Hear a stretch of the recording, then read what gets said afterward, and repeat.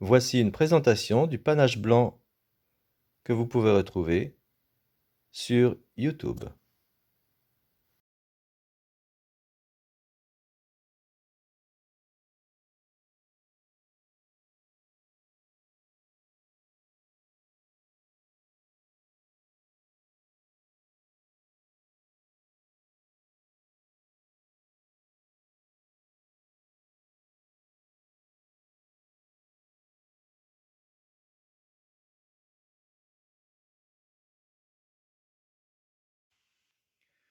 Bonjour, je vais vous raconter aujourd'hui l'expédition de Quiberon qui a eu lieu en 1795, donc pendant ou à l'issue, enfin en tout cas pendant cette période post-révolutionnaire en France.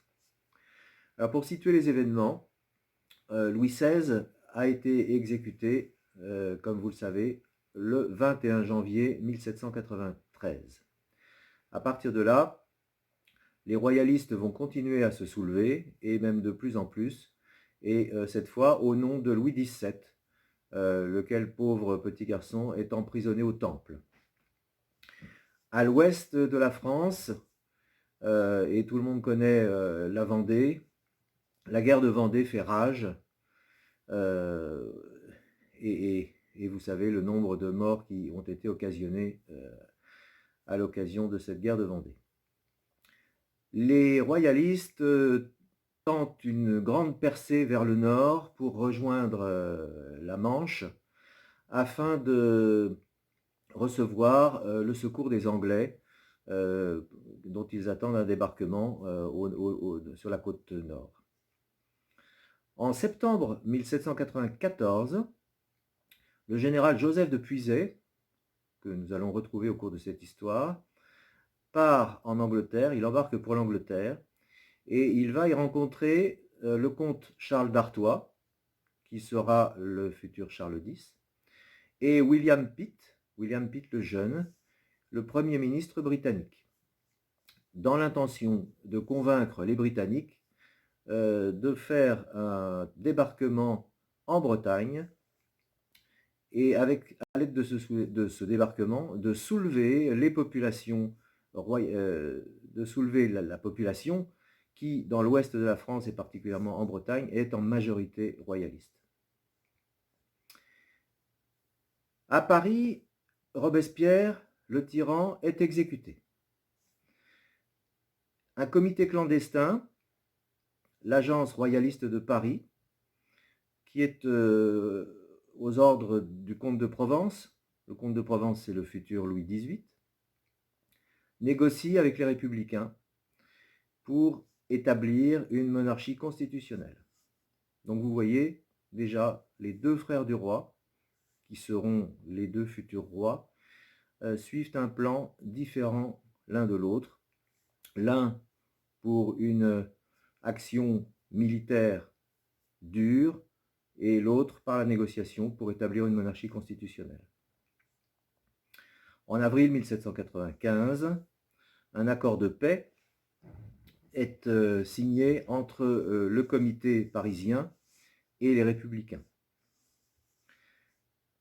Puiset, à Londres, accuse les signataires de trahison. Le général Hoche, à Paris, fait arrêter les signataires. À partir de là, la guerre se généralise, et particulièrement dans l'Ouest. Louis XVII, le pauvre petit, meurt le 8 juin 1795. Les Britanniques vont donner leur accord pour un débarquement en France. Toutefois, ils ne souhaitent pas envoyer de troupes anglaises, et donc on va faire appel à l'armée des émigrés. Alors, l'armée des émigrés, qui sont-ils? Au déclenchement de la Révolution, les princes, les frères du roi, sont très très vite partis pour l'Allemagne, pour Coblentz en particulier, et ils ont été suivis par beaucoup de royalistes, qu'ils soient nobles ou roturiers d'ailleurs, afin de s'engager militairement sur tous les fronts ouverts par les armées alliées contre les troupes révolutionnaires. Pendant ces années-là, ils ont connu des déconfitures successives. Les troupes ont été réduites à peu de choses. Beaucoup de royalistes ont fini par rentrer chez eux, rentrer en France, essayer de retrouver un certain nombre de leurs propriétés qui avaient été confisquées, etc. Bon, mais c'est une autre histoire. Beaucoup sont rentrés. Certains ont poursuivi l'acte de guerre et sont allés en Angleterre. Ils étaient moins nombreux, mais ils étaient avides de combattre, et particulièrement avides de combattre sur le sol de France. Donc on va les utiliser, mais comme ils ne sont pas très nombreux, leurs effectifs seront renforcés avec les prisonniers républicains faits par les Anglais et gardés par les Anglais sur des barges dans des conditions sanitaires assez épouvantables. Donc les prisonniers vont être retournés pour être incorporés à l'armée royale. Avec ces hommes, les émigrés, enfin les émigrés et les républicains retournés, on forme 2 divisions, faites chacune de 5 régiments, et cette force armée comporte 5500 hommes. Les 2 divisions, l'une est sous les ordres du général Louis-Charles d'Hervilly, l'autre sous les ordres du général de Sombreuil. Ces 2 divisions seront envoyées par voie de mer, naturellement, jusqu'en France. Et plus tard, une fois les affaires militaires plus avancées, Charles d'Artois, le comte Charles d'Artois, est censé débarquer avec 10 000 Britanniques, cette fois. En attendant que ce deuxième débarquement ait lieu, le commandement général de l'expédition est confié à Joseph de Puiset, que nous avons déjà vu au début de cette histoire. Petit hiatus, déjà, Puiset est soupçonné par l'agence royaliste de Paris, dont nous avons vu que ses intérêts n'étaient pas exactement ceux de Charles d'Artois. Il est soupçonné d'être plus proche des Anglais que des Bourbons. Bon. Hop. Le débarquement aura lieu à Quiberon. Pourquoi Quiberon? Quiberon, on est dans le sud, sur la côte sud de la Bretagne.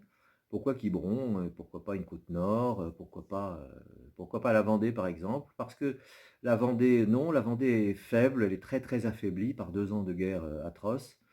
Et il y a beaucoup trop de troupes républicaines, donc un débarquement serait voué à l'échec. Donc on choisit Quiberon, parce que la baie de Quiberon est une protection pour les navires qui vont aborder, qui vont pouvoir mouiller, pour un certain nombre de raisons, on choisit Quiberon. Dès qu'ils apprennent ça, dès le 15 mai, les Chouans du Morbihan, les Chouans, donc ce sont des soldats royalistes qui ne sont pas incorporés à une force armée officielle, les Chouans du Morbihan s'emparent de 16 000 livres de poudre. Voilà, ils ont appris le 15 mai le débarquement, le 17 mai, ils s'emparent de quantité de poudre. Le 17 juin, un mois plus tard, la première division du corps expéditionnaire, les 5 premiers régiments, prennent la mer. Ils embarquent sur 60 navires de transport britanniques, accompagnés de 9 navires de guerre. Le 21 juin, ils croisent au large de l'île de Groix et ils rencontrent 13 navires français. Et voilà, il y a une inquiétude, mais heureusement, une flotte de 15 autres navires de guerre britanniques croise sur cette région. Et grâce à cela, les navires français sont écrasés et la flotte peut continuer sa route. Le 23 juin, les navires anglais parviennent à destination. Le 25 juin, tous les navires sont mouillés dans la baie, tout va bien. À terre, 5000 Chouans, sous les ordres de Georges Cadoudal, tiennent la côte et tiennent Carnac. Donc souvenez-vous, 5500 émigrés sur les bateaux, 5000 chouans à terre, la côte tient, on peut y aller. Puiset veut débarquer. Le général d'Hervilly, commandant la première division, s'y oppose. Il s'y oppose parce que, en raison de la méfiance de Charles d'Artois envers Puiset, qui est jugé trop proche des Britanniques et pas assez proche des Bourbons. Hervilly exige des missions de reconnaissance sur la côte. On perd une journée. Les émigrés vont débarquer non pas le 26 mais le 27 juin. Les Britanniques distribuent des armes et des munitions aux Chouans. Et ces armes vont pouvoir être utilisées par les Chouans, mais cela suppose bien entendu un entraînement. Et cet entraînement est assez spectaculaire. Il y a un manque de discipline, une pagaille, qui fait que Hervilly rapidement considère que les Chouans sont incapables de combattre et que cette mission est une folie. Donc à partir de là, il commence à se méfier énormément de cette force armée chouane.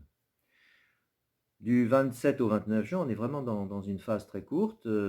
Des renforts chouans continuent à arriver vers Carnac, il en arrive. Le 28 juin, les Chouans disent une messe, entendent une messe sur la plage à Carnac. On imagine toute cette foule armée sur la plage à Carnac. Mais Hervilly refuse et les émigrés refusent. Hervilly et les émigrés vont entendre une autre messe à Carnac. Donc vous voyez, déjà les Chouans et les émigrés sont sur une route différente. La rupture n'est pas et commence à être consommée. Le 28 juin au soir, il y a un conseil de guerre.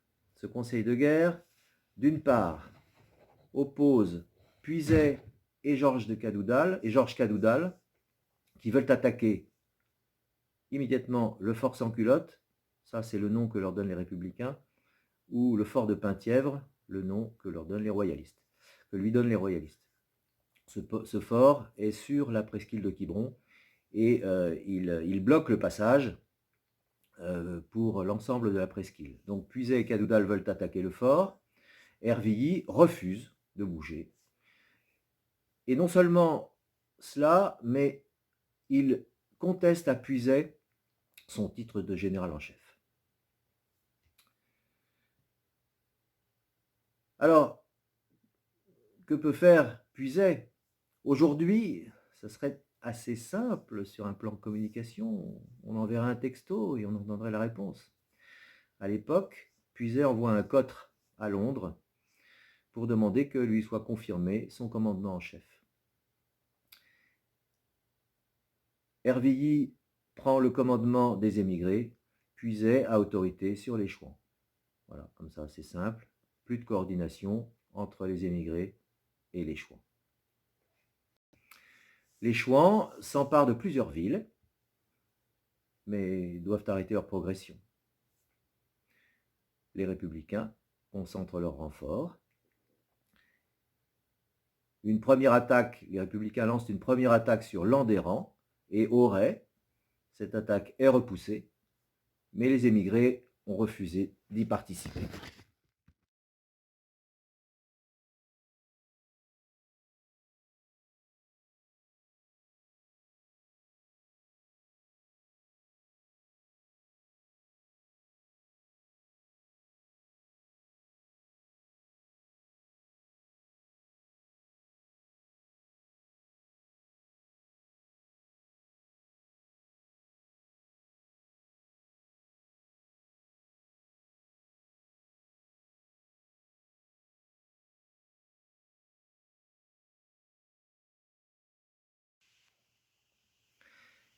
Les émigrés sont l'arme au pied. Le 3 juillet, le général Hoche lance l'offensive avec 13 000 hommes contre 15 000 Chouans à Landerran. Le bourg est pris. Il est repris par les Chouans. Finalement, il est gagné définitivement par Hoche le 5 juillet. Auray tombe. Les Chouans se replient sur Carnac. Les émigrés, bougent. Les émigrés s'emparent du fort sans culotte. Et ils incorporent une partie de la garnison républicaine. Vous vous souvenez qu'ils ont déjà incorporé les prisonniers républicains prisonniers par les Anglais. C'est une habitude puisque cette fois, ils retournent la garnison républicaine qu'ils mettent dans leur rang. Est-ce une très bonne idée? Nous l'allons voir. Le 6 juillet, les Bleus attaquent Erdeven, Ploemel et Carnac. Les Chouans demandent de l'aide à Hervilly, qui envoie 2 régiments, son régiment et un autre régiment qui s'appelle le Loyal Émigrant. Et puis, il lance un contre-ordre. Les régiments repartent. Les émigrés se replient. La bataille devient un chaos indescriptible.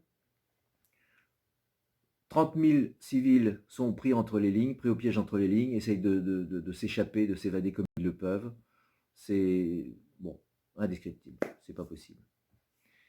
Le 7 juillet, les royalistes se replient vers le fort de Penthièvre.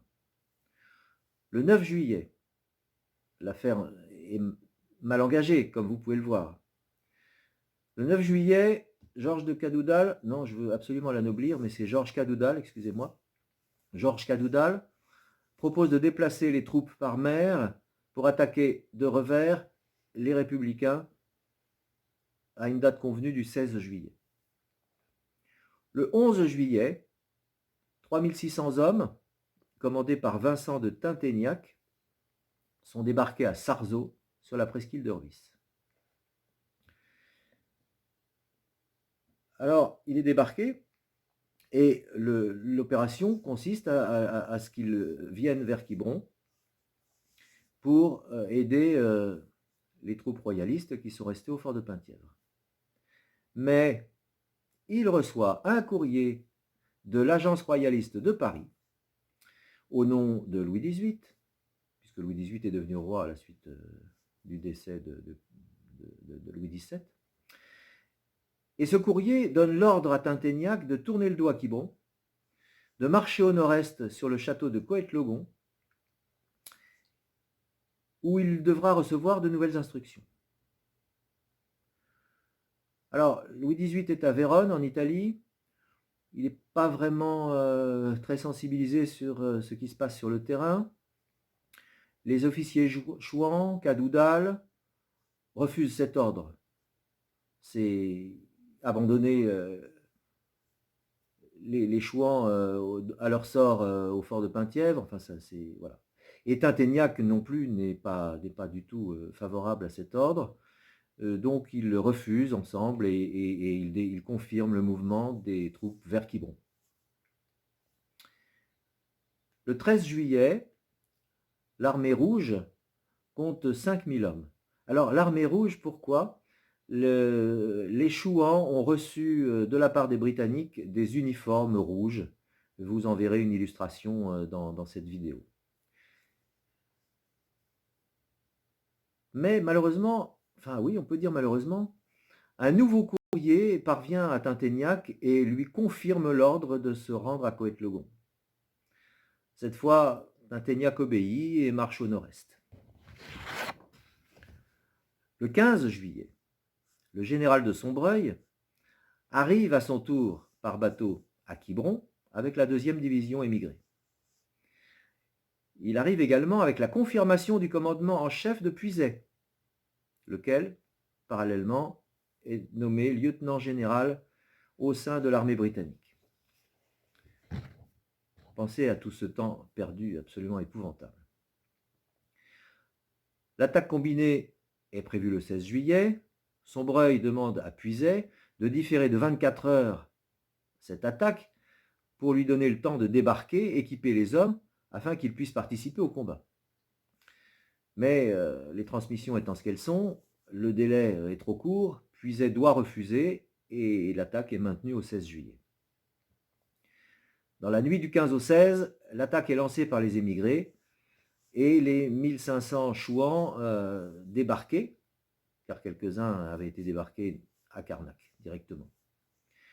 La journée est extrêmement débattue, je ne vais pas vous raconter ici qui a les actions précises, elle est très débattue, mais à la fin, la maîtrise reste aux Bleus. Ce sont les Bleus qui remportent la journée. Le 18 juillet, les Chouans de Tinténiac entrent dans Coët-Logon. Et là, ils y reçoivent effectivement de nouvelles instructions qui sont de se diriger vers la côte nord, vers la baie de Saint-Brieuc, afin d'y accueillir un nouveau débarquement britannique dans la baie de Saint-Brieuc. Les républicains lancent cependant une petite attaque surprise sur le château de Coët-Logon, auquel ils mettront le feu d'ailleurs. Et au cours de cet échange, Tinténiac est tué, si bien que les royalistes doivent nommer un nouveau général, et ils nomment le vicomte de Pont-Bélanger.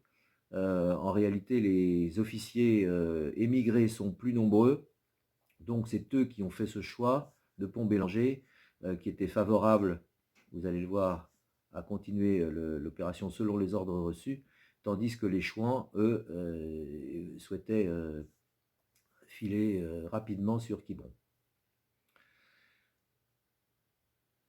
Donc Pont-Bélanger, en bon émigré, donne l'ordre de marcher sur la baie de Saint-Brieuc. Hoche, pendant ce temps-là, veut attaquer le fort de Penthièvre, qui le bloque. Qui tient le fort de Penthièvre tient la baie de Quiberon. 3 soldats sont sortis du fort de Penthièvre, ont rejoint l'état-major républicain et l'ont informé que la garnison, je vous rappelle, composée d'effectifs républicains, est prête à se retourner. Et que donc une attaque serait facilement gagnable. Le général Hoche voit que la mer va être agitée, il attend que les éléments se renforcent un petit peu, et de façon à ce que cette mer un peu agitée force les navires anglais à s'éloigner de la côte, et qu'ils ne puissent pas venir en aide aux royalistes. Il lance son attaque, elle est repoussée. Donc, il fait retraite, mais une partie de son armée fait un contournement de fort de Penthièvre et réussit à escalader les murailles du fort. Et là, une fois que les soldats sont à l'intérieur du fort, effectivement, de nombreux soldats du fort se rallient, pendant que les tirs des navires britanniques, qui, je vous rappelle, sont un petit peu loin, atteignent dans tous les sens les Bleus, certes, mais aussi les royalistes et des civils. Puiset est désespéré. Donc Puiset constate que plus rien n'est possible et il ordonne le rembarquement et il rembarque avec 2500 hommes. Ça lui sera reproché, on lui reproche de fuir, de laisser le champ de bataille, mais en réalité il s'est très bien rendu compte que les affaires sont perdues et il a pu sauver 2500 hommes en rembarquant assez rapidement.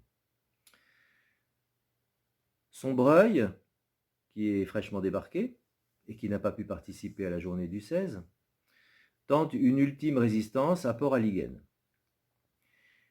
Et puis, Hoche et Sombreuil négocient, les royalistes capitulent, et Hoche promet la vie sauve aux soldats royalistes. Le 21 juillet, l'armée royaliste de Pont-Bélanger atteint la baie de Saint-Brieuc. À l'heure où je vous parle, à l'heure où vous m'écoutez, elle attend encore le débarquement britannique qui ne viendra jamais. Voilà, donc ça c'est une très belle opération. Le bilan de ces journées, de ce mois, sur le sol de ce mois engagé militairement sur le sol français. Les républicains auront emprisonné, auront capturé, 2600 émigrés, 5000 chouans, 5000 civils. La promesse de vie sauve ne sera pas tenue et finalement 748 prisonniers des émigrés seront exécutés, 80 seront emprisonnés. Alors parmi ces émigrés, il faut imaginer que certains étaient extrêmement jeunes et par exemple, c'est assez impressionnant, moi ça m'impressionne toujours beaucoup, un oncle, un grand-oncle à moi, qui s'était échappé de chez ses parents à l'âge de 15 ou 16 ans pour aller rejoindre les princes et qui avait terminé son périple par l'Angleterre, participe à Quiberon et il est fusillé à l'âge de 20 ans. Voilà, bon, c'est assez impressionnant. En 1829, donc pas mal d'années plus tard, une chapelle expiatoire sera édifiée sur le champ des martyrs, près d'Auray, qu'on peut visiter. Elle est en assez triste état, cette chapelle, et je pense qu'elle appelle une restauration. Mais elle est toujours là, on peut visiter le champ des martyrs. J'y suis allé, c'est assez poignant. Voilà, c'est très poignant, c'est assez triste. C'est un endroit, quand on sait ce qui s'y est passé, voilà. Alors, pour conclure sur cette triste affaire de Quiberon, pourquoi elle m'intéresse autant, c'est que je considère qu'elle est une illustration assez importante, très importante, des dissensions, des désaccords, des jalousies, des ambitions personnelles, qui, pas à pas, à travers des dizaines d'années, ont contribué à la chute de la monarchie.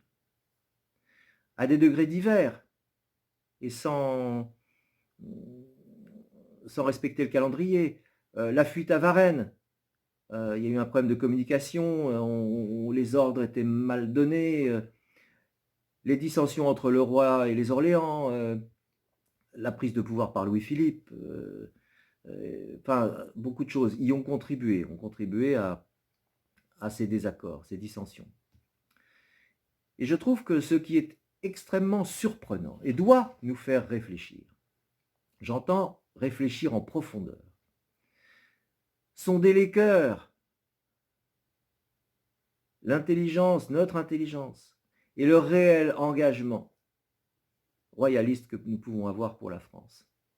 C'est ce qui fait qu'un régime républicain, par définition divisé, puisqu'il porte en son sein, dans ses institutions, l'éternel combat entre pouvoir et opposition. Un tel régime républicain fait en sorte que l'idée même d'une nouvelle union volontaire des Français autour d'un roi n'est pas envisageable. Et ce qui est épouvantable, ou ce qui pourrait être épouvantable, allez, on va dire inconditionnel, c'est que nous devons être convaincus que, à l'issue d'événements graves et meurtriers qui pourraient intervenir en France ou dans le monde, rien n'interdit que le peuple se rassemble derrière un tyran ou derrière un dictateur, qui balayera les institutions pour rechercher son équilibre. La France n'est plus celle des années 1790, néanmoins elle reste la France. Pourrions-nous nous unir? Je pense que voilà le message qu'on pourrait retirer d'un fiasco, je voudrais dire même d'une trahison, ou d'un ensemble de trahisons, comme cette affaire de Quiberon, qui aurait pu permettre au régime monarchique, au régime légitime, de retrouver son pouvoir, et qui a fait que, pratiquement, à cette occasion-là, il l'a définitivement perdu. Merci.